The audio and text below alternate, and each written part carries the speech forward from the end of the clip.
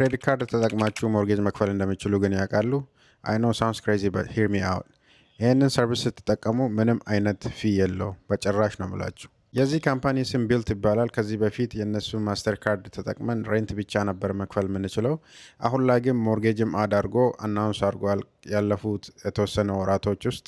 ለምን የእነሱን ማስተር ካርድ ተጠቅመን ሞርጌጃችንን መክፈል አስፈለገ ብላችሁ ከጠየቃችሁ፣ ምክንያቱም በተጠቀምን ቁጥር ብራችንን ስፔንድ ባደረግን ቁጥር በእነሱ ሰርቪስ ፖይንት እንሰበስባለን ማለት ነው። ነገር ግን እኛ ተጨማሪ የምንከፍለው ገንዘብ የለም። ኮምፕሊትሊ ፍሪ ነው፣ ምንም አይነት ፊ የለውም።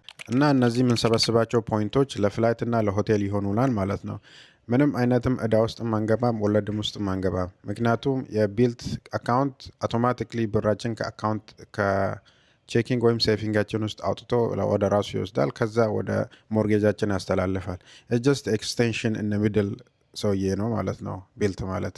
ሞር ኢንፎርሜሽን ካስፈለጋችሁ ቀጥታ ወደ ፕሮፋይል ሄዳችሁ ሊንኩን በመጫን እዛ ላይ ስኬጀል ማድረግ ትችላላችሁ ከኔ ጋር ኮንሰልቴሽን፣ ወይም ደግሞ በአማርኛ የተጻፈውን 17 ፔጅ መጽሐፍ መግዛት ትችላላችሁ። $10 ብቻ ነው። በጣም ጠቃሚ ነው። ብዙ ኢንፎርሜሽን እዛ ላይ አለላችሁ። አዲስ ለሆናችሁት ጆኒ ፎር ትራቨል ይባላለሁ። ስለ ክሬዲት ካርድ ፖይንት ቲፕስ ኤንድ ትሪክስ ነው ማውራው። ስለ እንደዚህ አይነት ነገር ማወቅ ከፈለጋችሁ ፎሎውን ሼር አድርጉ።